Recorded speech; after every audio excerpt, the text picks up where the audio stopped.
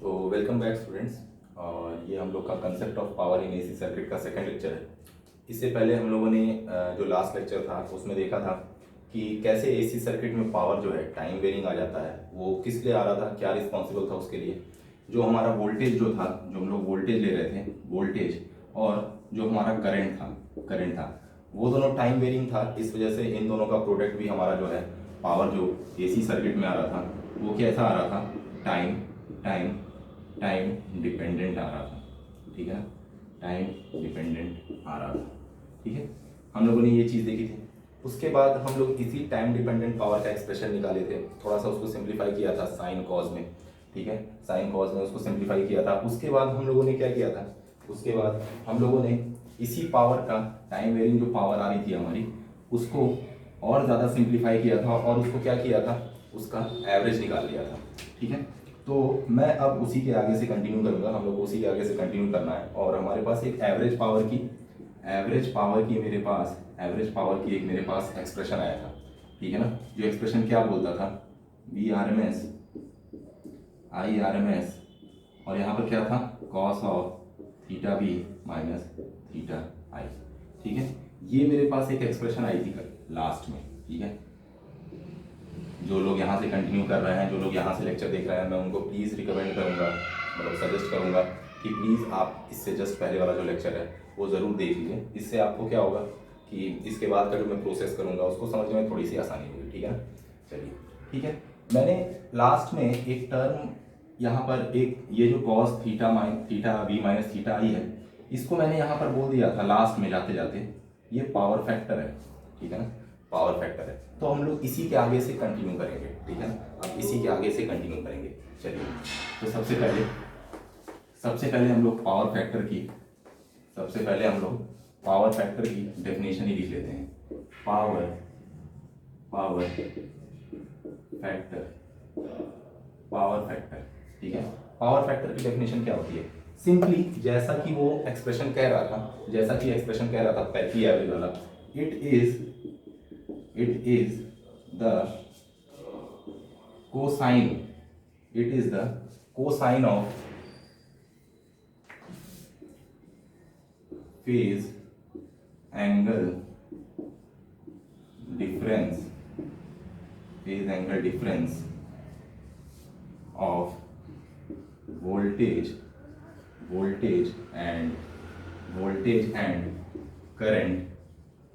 and current in an AC circuit. ठीक है, in an AC circuit. तो power factor actually क्या बताता है, पावर फैक्टर क्या होता है, इट इज द कोसाइन, या ध्यान दीजिएगा, ये इट इज द कोसाइन, मतलब आपको क्या करना है, सबसे पहले वोल्टेज और करंट का एंगल देखना है क्या बन रहा है, और उन दोनों का डिफरेंस निकालना है। डिफरेंस कैसा होना चाहिए, जो वोल्टेज वाला जो फेज एंगल बन रहा है उसमें से किसको सब्ट्रैक्ट करेंगे, करंट वाला फेज एंगल।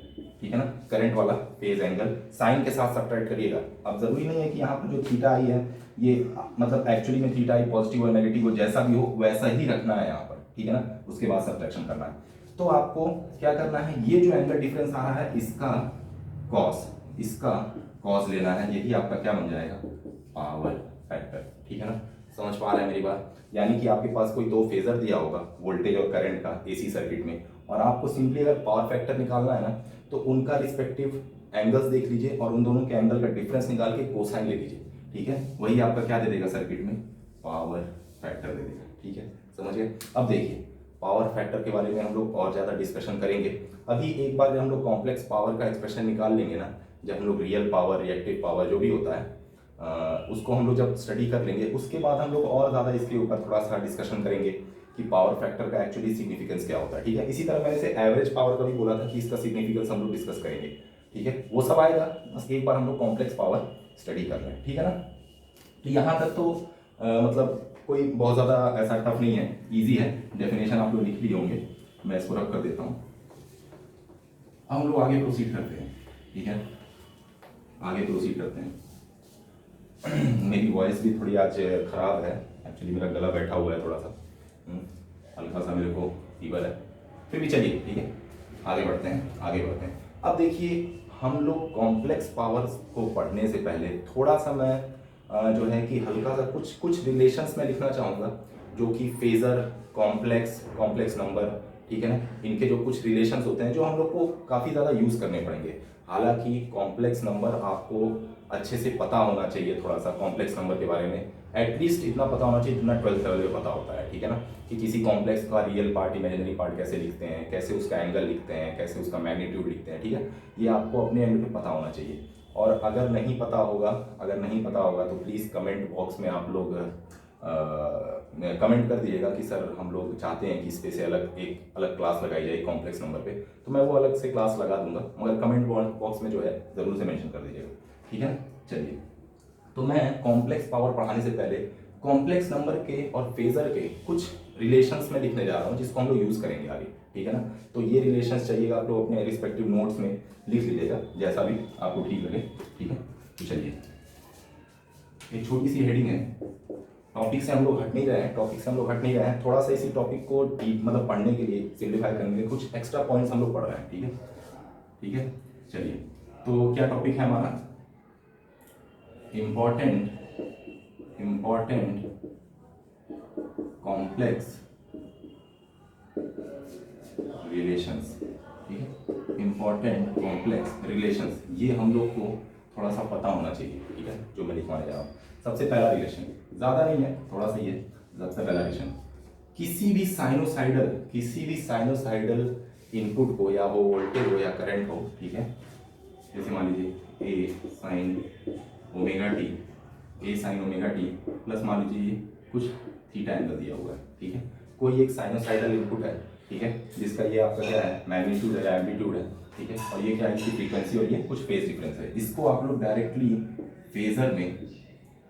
फेजर में कैसे लिख सकते हैं, ए आर एम एस, इसका R M S value at an angle, जो भी ये थीटा बन रहा होगा, अब यहाँ पर हो सकता है प्लस माइनस थीटा जो भी हो, ठीक है, यहाँ पर भी प्लस माइनस थीटा के साथ हम लोग को इसको लिखना है, ठीक है। ये होता है आपका एंगल पार्ट और ये होता है आपका आर एम एस पार्ट, ठीक है, ये रिलेशन ध्यान रखिएगा। सेकेंड रिलेशन हम लोग देखते हैं, इसी को क्या बोलते हैं हम लोग, फेजर, ठीक है, इसी को फेजर बोलते हैं। इसको कैसे रिप्रेजेंट कर सकते हैं, यहाँ पर ए बार, ऊपर अगर आप लोग बार लगा देंगे तो ये रिप्रेजेंट करेगा किसको, फेजर को, इसकी क्या वैल्यू होगी, A R M S at an angle theta, ठीक है। अब ये आर एम एस कहाँ से आया, थीटा कहाँ से आया, यहाँ से, ठीक है ना, समझ पा रहे हैं।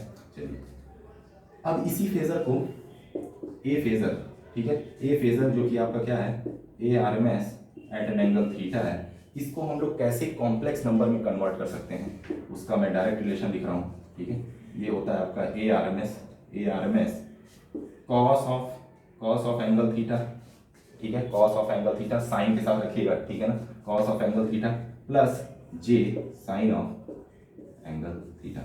ये रिलेशन बहुत ज़्यादा इंपॉर्टेंट है, प्लीज़ मैं रिक्वेस्ट करूंगा जो भी स्टूडेंट्स इसको देख रहे हैं इस वीडियो को, ये रिलेशन हमेशा ध्यान में रखना। किसी भी फेजर को हम लोग कॉम्प्लेक्स नंबर में ऐसे कन्वर्ट कर सकते हैं, ठीक है ना, किसी भी आपका फेजर को हम लोग कॉम्प्लेक्स नंबर में कन्वर्ट कर सकते हैं, जिसमें आपका, अगर इसको मैं और एक्सपेंड कर दूँ, A R M S cos of theta plus A R M S, ये आगे लगा दे रहा हूँ, ठीक है, साइन ऑफ थीटा, ठीक है। अच्छा, अब ये देखिए, ये वाला पार्ट इसमें क्या हो जाएगा, ये वाला पार्ट हो जाएगा आपका रियल, और ये वाला पार्ट क्या हो जाएगा, इमेजिनरी। यही आपका क्या हो जाएगा, रियल इमेजिनरी। इसको आप लोग क्या लिख सकते हैं, आर प्लस जे आई, ठीक है। यही आपका रियल और इमेजिनरी होता है, मतलब कि अगर आपको कोई भी फेजर दिया उसका रियल पार्ट निकालना है, तो रियल पार्ट आपका क्या होगा, A R M S into cos of theta. Theta कहाँ से आया, थीटा इसका जो एंगल बन रहा है वो थीटा कहाँ से आ रहा है, आपका जो साइन फंक्शन है, ठीक है, समझ गए। चलिए, इसको मैं रख कर देता हूँ, नोट कर दिया होगा आप लोग ने। अब इसके बाद हम लोग थर्ड पॉइंट देखेंगे,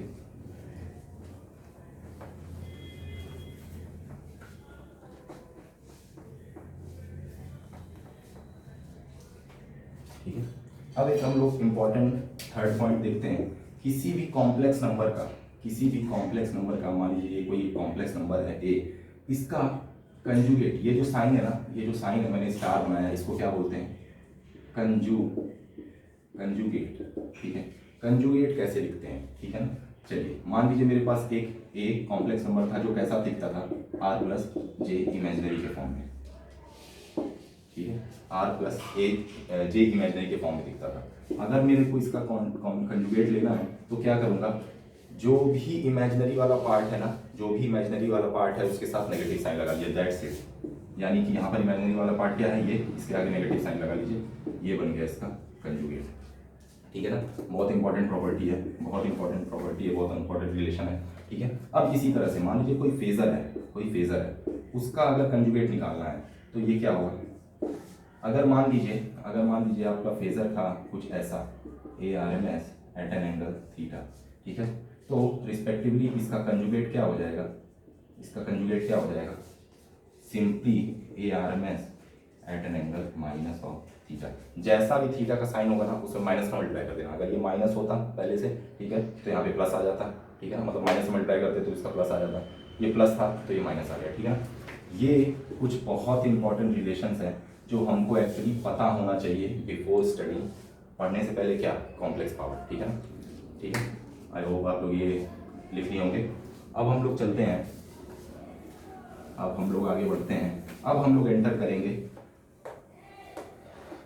कॉम्प्लेक्स पावर में। ठीक है ना, कॉम्प्लेक्स पावर में। ठीक है, बहुत इजीली समझेंगे, फॉर्मूलेज को देखेंगे मैं कैसे डिराइव कर रहा हूँ, इसीलिए मैं एक एक चीज़ डिराइव कर रहा हूँ। कुछ चीज़ें ऐसी हैं जो पहले से पता होनी चाहिए, इसलिए मैं उसको बहुत ज़्यादा टच नहीं कर रहा हूँ। अगर आपको उस पर कोई एक्सप्लेनेशन चाहिए या क्लास चाहिए या कुछ भी चाहिए तो आप हमको प्लीज़ मेरे को आप कमेंट बॉक्स में लिख सकते हैं कि सर ये वाला टॉपिक नहीं समझ में आया, इस पर क्लास या तो इस पर वीडियो या तो इस पर कुछ दे, मतलब जो भी एक्सप्लेनेशन दे दीजिए, तो मैं उसके अकॉर्डिंग देख लूँगा। ठीक है ना, ओके। चलिए, अब हमारा जो मेन टॉपिक था, जो हमको पढ़ना था, नाम उसका क्या था, कॉम्प्लेक्स पावर। कॉम्प्लेक्स पावर इसी को क्या बोलते हैं, और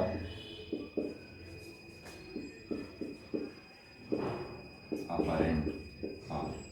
ठीक है, देखिए अभी मैं इसका डेरिवेशन करूंगा, ठीक है ना, मगर मैं इसको छोड़ूंगा नहीं, इसके बाद मैं इसको डिफाइन करूंगा। पहले हम लोग इसको डिराइव करेंगे, थोड़ा सा रिलेशन निकालेंगे कि वो जो एवरेज पावर जो हमारी पहले आ रही थी ना, वो कैसे हम लोग इससे रिलेट कर सकते हैं। ठीक है ना, ठीक है, मैं एक एक चीज़ एक्सप्लेन करूंगा मगर स्टेप बाय स्टेप। अभी हम लोग डेरिवेशंस पे थोड़ा सा ध्यान दे रहे हैं। ठीक है ना, डिराइव कैसे करना है।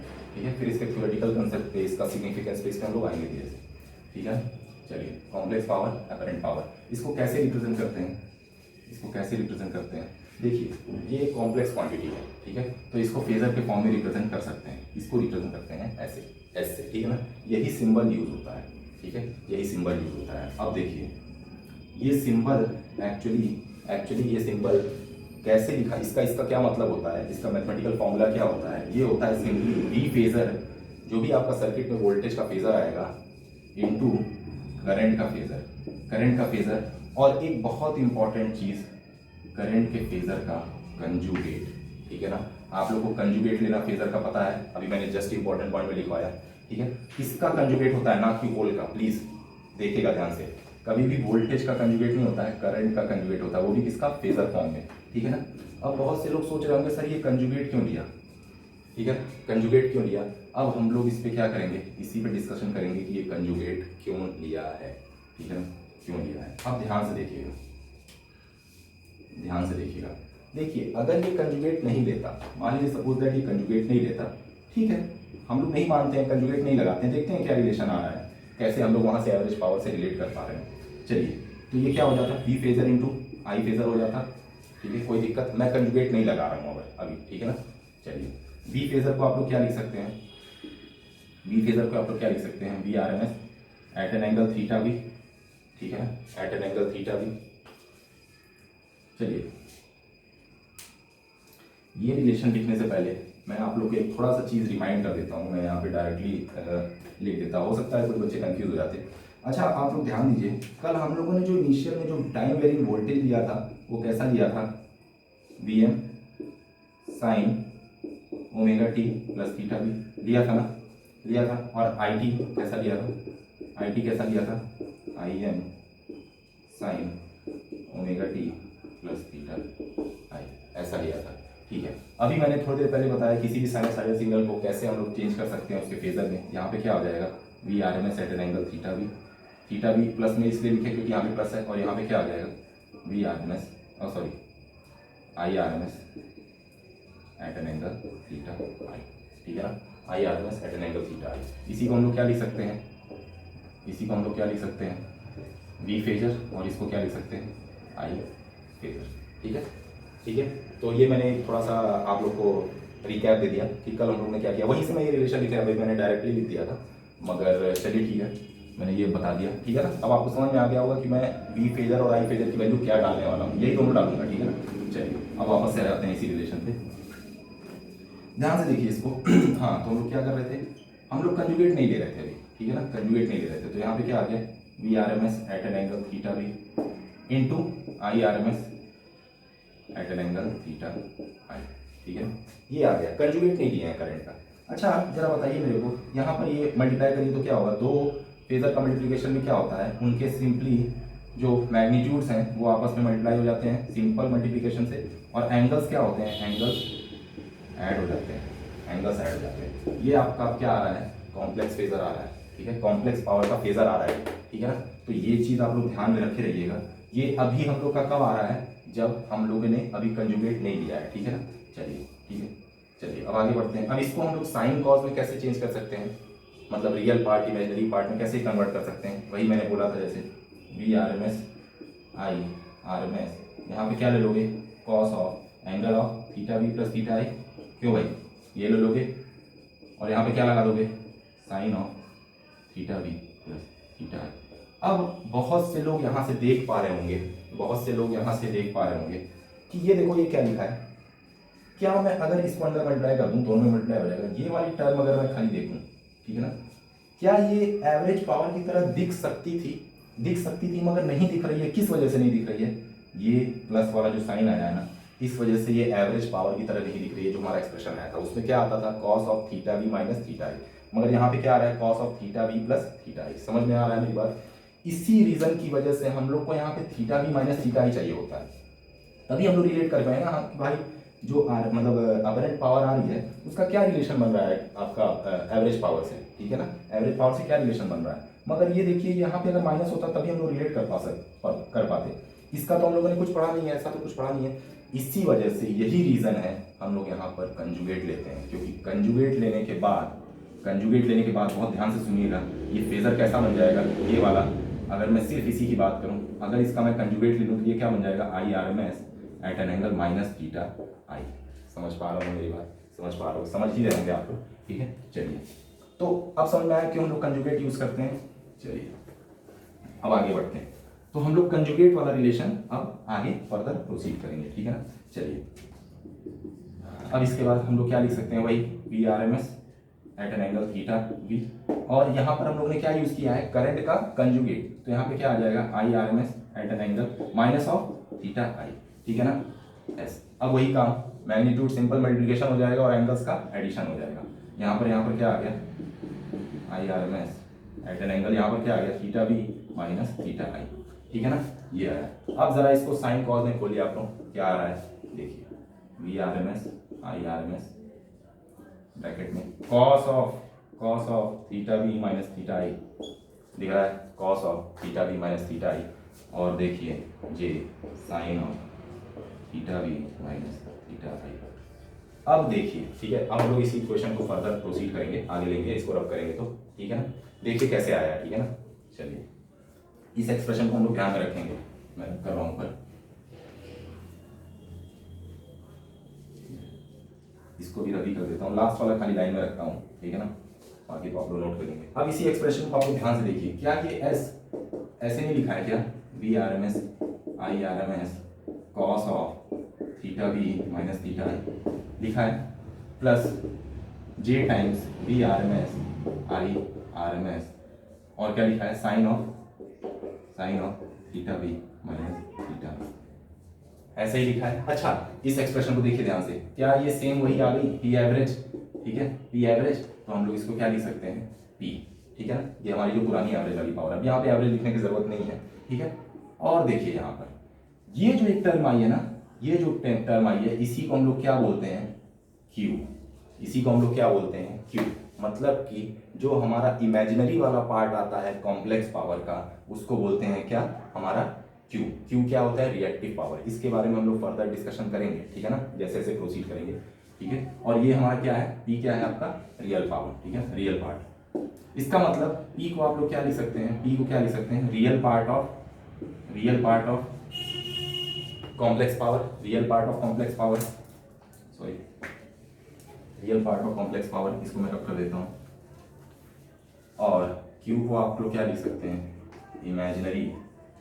Imaginary part of complex power, ठीक है ना, समझ में आया। इसीलिए P एवरेज को हम लोग रियल पावर भी बोलते हैं, क्योंकि ये एक कॉम्प्लेक्स पावर का रियल पार्ट है। और ये कैसा पार्ट है, Q, ये इमेजिनरी पार्ट है, ठीक है ना, इमेजिनरी पार्ट, ठीक है। तो ये हम लोग का एक्सप्रेशन आया, ठीक है, एक्सप्रेशन आया। और हम लोगों ने इसको डिराइव किया कि कैसे हमारा कॉम्प्लेक्स पावर रियल पावर से रियल पावर से सिग्निफाई करता है, या तो कैसे उससे रिलेट करता है, ठीक है ना। अब मैं यहाँ पर दो फॉर्मूले लिख देता हूँ इसी चीज़ का, कि P एवरेज और Q पावर जो है आपका, इसको और बोलते हैं, इसको बता देता हूँ क्या बोलते हैं, इसको रिएक्टिव पावर बोलते हैं, रिएक्टिव पावर। इसके बारे में डिस्कशन करेंगे, ठीक है ना, अभी बस नाम जान लीजिए इसका, ठीक है ना, रिएक्टिव पावर बोलते हैं। अब चलिए इन दोनों पावर का हम लोग रिस्पेक्टिवली फॉर्मूला लिख लेते हैं। फॉर्मूला क्या होगा, इसका मतलब रियल पावर का किसी भी एसी सर्किट में रियल पावर का फॉर्मूला क्या होता है, VRMS IRMS कॉस ऑफ क्या होता है, theta V minus theta I। ये किस में आता है, इसकी यूनिट क्या होती है, वॉट, ठीक है, वॉट होती है। और Q आपका क्या पता है, VRMS IRMS sine of theta V minus theta. इसकी यूनिट क्या होती है, इसकी यूनिट याद रखिएगा, VAR, ठीक है ना, VAR, वोल्ट एम्पियर रिएक्टिव, ठीक है ना, वोल्ट एम्पियर रिएक्टिव। इसके बारे में और डिस्कशन करेंगे, ठीक है ना। तो अभी हम लोग यहीं पर अपना लेक्चर रोकते हैं, ठीक है, इतना मेरे को लगता है काफ़ी होगा। और थोड़ी सी मेरी तबीयत भी नहीं ठीक है, तो मैं थोड़ा सा ज़्यादा इसके आगे नहीं प्रोसीड कर पाऊँगा, ठीक है। बाकी इसके आगे हम लोग नेक्स्ट लेक्चर में देखेंगे। इसके बाद हम लोग पढ़ेंगे कि कैसे हमारा पावर फैक्टर यहाँ से रिलेट करता है, कैसे हम लोग अगर रिएक्टिव पावर पता हो या तो कॉम्प्लेक्स पावर पता हो तो हम लोग वहाँ से पावर फैक्टर निकाल देते हैं। फिर हम लोग पावर ट्रायंगल पढ़ेंगे, फिर हम लोग रिएक्टिव पावर का फ्लो पढ़ेंगे, कब पावर फैक्टर हमारा लैगिंग आता है, लीडिंग आता है, या तो लैगिंग लीडिंग का मतलब क्या है, ठीक है ना, समझ रहे हैं मेरी बात। रियल पावर का सिग्निफिकेंस, रिएक्टिव पावर का सिग्निफिकेंस आगे हम लोग फर्दर प्रोसीड करेंगे, ठीक है।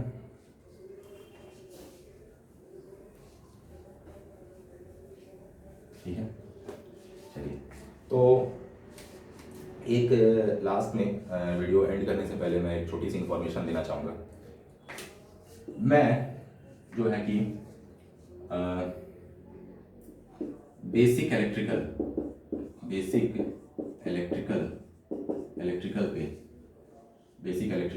जो आपका BEE होता है, ठीक है, BEE होता है, इनके लिए मैं फुल कोर्स